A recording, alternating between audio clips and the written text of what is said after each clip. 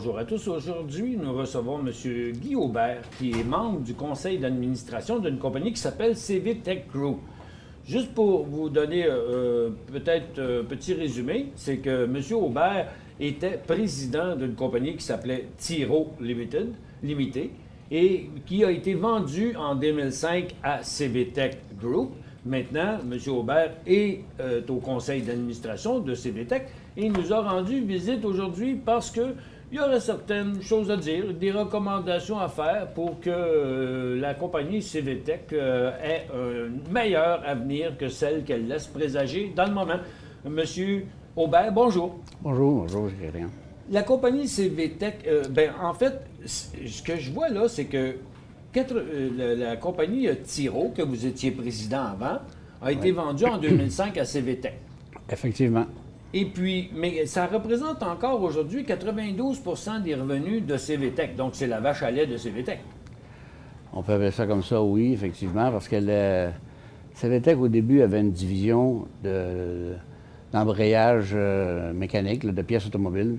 Et puis, cette division-là, depuis quelques années, va toujours en diminuant. D'ailleurs, on préconise de s'en départir, puis se bâtir plutôt sur un créneau unique dans l'énergie.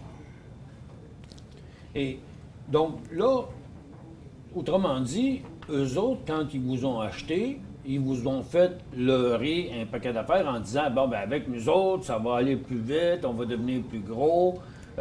Puis ça s'est peut-être pas passé exactement comme ça. Hein, c'est ça. C'est que CVTech, à un moment donné, c'est une compagnie qui est devenue publique en 2005, avec un chiffre d'affaires de peut-être 25-30 millions. C'était définitivement pas suffisant pour justifier les dépenses que la bourse demande au point de vue de toutes les déclarations. Ça coûte cher d'être inscrit à la bourse. N'est-ce pas? Alors, à un moment donné, en vendant ma compagnie à ce groupe-là, on augmentait le chiffre d'affaires global, mais ça devait être qu'un premier pas. Ça, c'était le premier pas, puisque la compagnie CVTech Group devait devenir le holding qui supporte plusieurs divisions, plusieurs compagnies. Quand je dis supporte, je supporte au point de vue administratif, au point de vue déclaration, au point de vue gestion de tous les documents qu'il y a à faire, tout ça. L'idée était de réunir plusieurs compagnies ensemble, faire des économies d'échelle. Exactement.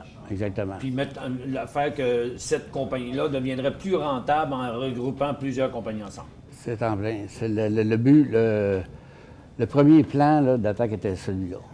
Puis, avec les il années, visait aussi d'aller chercher des gros clients.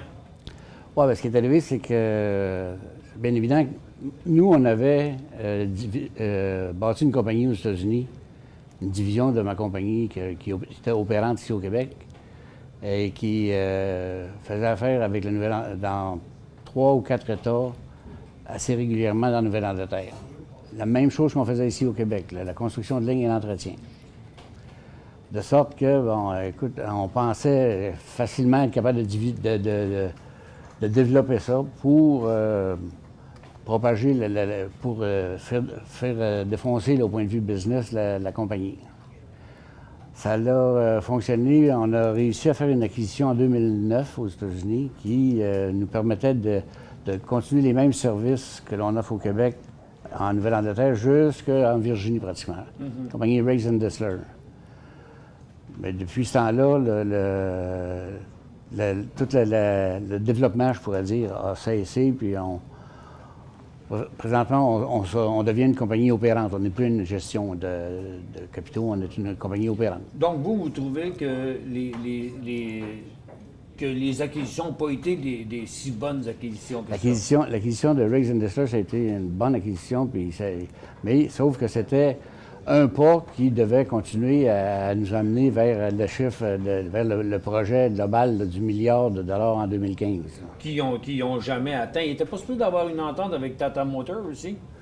Il y avait tout le côté de l'automobile, il y avait une entente. Ça fait 6 ans que cette entente-là est en discussion, qu'elle est en négociation, si on peut dire comme ça. Parce que Tata devait sortir avec un petit véhicule sur le marché indien. Puis utiliser une poulie d'embrayage, le jeu de poulie d'embrayage, des clutches qu'on appelle en anglais. Oui. Qui ressemble au clutch qu'on voit dans les motoneiges, dans plein les ça. VTT. C'est exactement ça. L'origine... Quand on pèse sur le gaz, la clutch agrandit, puis la strap s'en va au fond. C'est en plein ça. OK. Alors, l'origine de la compagnie CVTech, c'était ça, les systèmes d'embrayage pour les motoneiges qui réparaient avec Bombardier, qui travaillaient pour Bombardier aussi. Mais là, l'entente n'a pas été conclue avec le groupe Tata. Alors, présentement, ce secteur-là est à la baisse. Et à la fin de mars, là, le conseil d'administration et la direction du CVTech ont annoncé qu'à un bon moment donné, là, ils avaient accepté une offre d'achat pour la division automobile a été faite. Puis, une lettre d'intention, c'est-à-dire, avait été déposée à CVTech. Là, c'est en cours présentement, c'est en marche. Bon, mais là, c'est parce que pour attaquer le cœur de l'histoire, moi, j'ai des points ici qui ont été notés par les gens qui ont discuté avec vous. Puis, en fait, vous, il y a des choses que vous reprochez comme à la compagnie, qu'elle ne fait pas, qu'elle devrait faire. Comme vous dites que certains dirigeants ont des rémunérations trop généreuses. Bien, écoute, c'était... Le président et le CFO, au cours des 3 dernières années, ont empoché le 18 des revenus nets de la compagnie. Tu sais, à un bon moment donné, là, ça commence à être beaucoup. Si le développement avait continué, si les revenus étaient en croissance, ça ne serait pas le même pourcentage. Parce que là, à un moment donné, on diminue nos revenus, mais c'est qu'on augmente nos dépenses administratives, nos salaires. Basé sur des petits pourcentages, mais avec des gros chiffres d'affaires, clairement. Ou avec des gros... c'est ça. Et vous trouvez que ça manque de transparence aussi? Bien, ça manque de transparence parce que c'est très difficile d'aller... je donne souvent comme exemple le coût administratif, là. On a un édifice pour qui loge les gens du holding, là, appelons-le comme ça. C'est à peu près impossible de retrouver ça dans les états financiers, ce que ça peut coûter annuellement l'administration de cet édifice-là avec les personnels qui est là.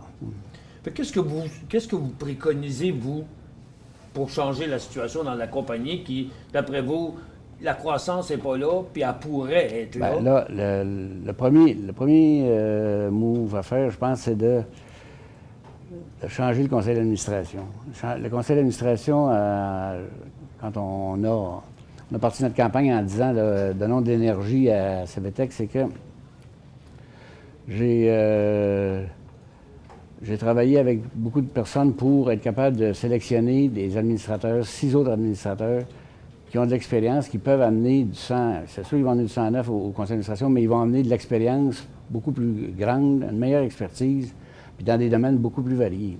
Et au lieu d'être toujours dans le domaine des finances puis de la comptabilité, bien, on va avoir on va amener des connaissances au niveau de la construction, au niveau des ressources informatiques. Bien, on voit ici, j'ai plusieurs noms là, qui ont été nommés. Ici, François Cordeau, qui on va avoir tantôt dans l'entrevue en anglais, je pense, qui était directeur de l'usine chez Mittel, qui a travaillé pour une division de la Caisse de dépôt Capital Technology Venture.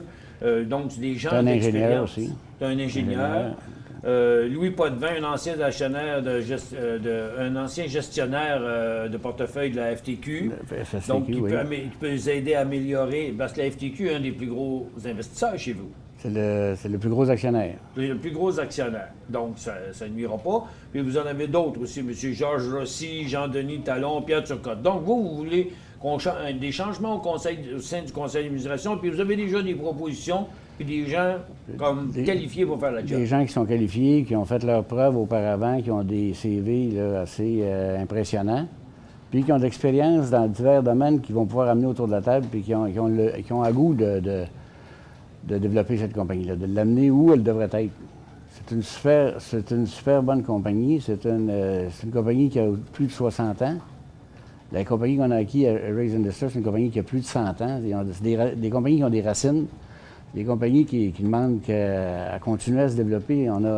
Il faut avoir du personnel à un moment donné pour insuffler. Le conseil en place ou les administrateurs en place font trop la Dolce Vita, reçoivent trop d'argent puis ne mettent pas assez d'efforts.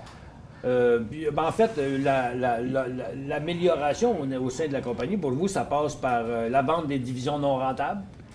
Ça, on a dit qu'on conclurait la division.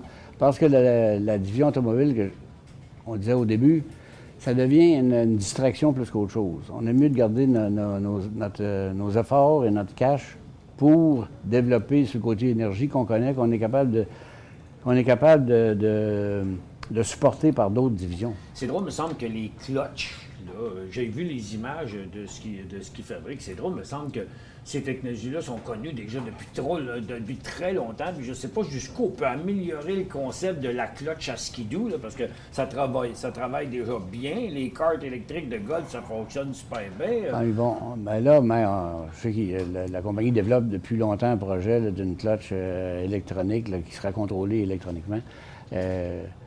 C'est le genre qui casse, mais qui n'est pas réparable. Parce qu'elle n'est pas mécanique, elle est électronique.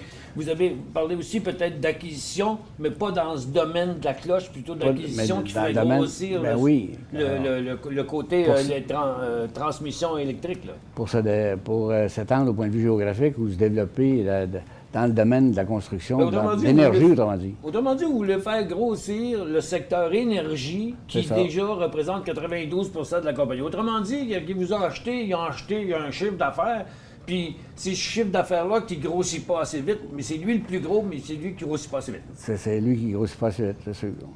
Puis réduction des coûts, meilleure allocation des ressources. Donc, autrement dit, il faut faire le ménage là-dedans, puis mettre une saine gestion.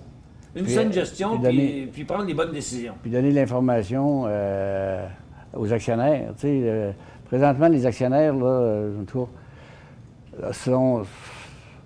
sont assez restreints au niveau de l'instruction précise quant aux chiffres. Tu sais, on donne toujours les chiffres qui sont nécessaires par la réglementation. Mais, mais pas plus. C'est ça. C'est ce que beaucoup de compagnies Puis font. La vue à long terme n'est pas là non plus. Bien, parmi vos actionnaires, on a la FTQ qui possède 23,79 %. Vous en possédez 13,8 et vous avez acquis beaucoup d'actions dernièrement. Non, pas dernièrement. Ça fait 3 ans. Ah bon, ça fait longtemps. Mais dernièrement, je remarque surtout dans les dates du 14 mai, le 14, 15, 16, 17, jusqu'au 17 mai, il y a eu des volumes entre 300 et 500 000 qu'on ne voit pas jamais sur cette compagnie-là. Il y a eu quand même un certain petit trafic. Oui, il y a eu beaucoup d'activités. Je ne sais pas qui s'est départi de ces actions, qui les a achetées, mais définitivement que c'est pas des administrateurs de la compagnie, parce qu'on n'est pas en période qu'on pourra faire ça. On est en temps blackout. Vous seriez mis au courant, anyway, c'est obligé d'être déclaré, mais je ne sais pas, il y a l'air d'avoir des inventaires, en tout cas, qui ont changé de main en pourcentage. Là, c'est quasiment 1000 % d'augmentation au niveau du trading. Ah oui, c'est énorme comparativement au trade normal. Puis vous trouvez pas ça bizarre, parce que vous ne savez pas savoir c'est quoi? Je ne sais pas si c'est des gens qui pensent qu'on va gagner ou des gens qui pensent qu'on va perdre. En tout cas, on dit toujours qu'il y a un acheteur et un vendeur, mais habituellement, il faut regarder qui si c'est quelqu'un qui en possède beaucoup, qui vend à bien du monde différent, ça sent pas bon. Si c'est quelqu'un qui est tout le même acheteur qui achète de bien du monde différent, ça sent bon. Il faudrait savoir c'est qui est acheteur, c'est qui est vendeur. Mais malheureusement, c'est un peu tout le temps qu'on a. Donc, on voit qu'il y a une volonté de changer. C'est assez peu courant qu'on a quelqu'un comme ça d'un conseil d'administration qui vient nous voir et qui dit « Bon, ben moi, je suis là, puis je voudrais que les choses changent parce que je suis tanné que ça soit comme ça. » Parce que si c'est pas un actionnaire à mon niveau qui le fait, les petits actionnaires ont de la difficulté. Les petits actionnaires ont de la difficulté à se regrouper pour faire ça. Il y a des paquets de règlements, il y a un paquet d'honoraires à payer. Fait que vous, ancien entrepreneur qui a poussé sur cette machine-là, ça vous fait quelque chose de l'avoir dormir un peu, puis vous embarquez du bord des autres actionnaires en disant « Regarde, moi je suis là, je vais vous aider ». C'est parce qu'à dormir aussi, c'est dangereux à un moment donné. Hein? C'est assez rare que les business continuent à être plus rentables, à diminuer le chiffre d'affaires. Oui, des fois, ça s'endort et ça ne se réveille plus. C'est après ça. Bien, M. Aubert, merci beaucoup d'être venu nous voir. OK. On va suivre votre histoire. Merci. Merci beaucoup. Au revoir. Au revoir.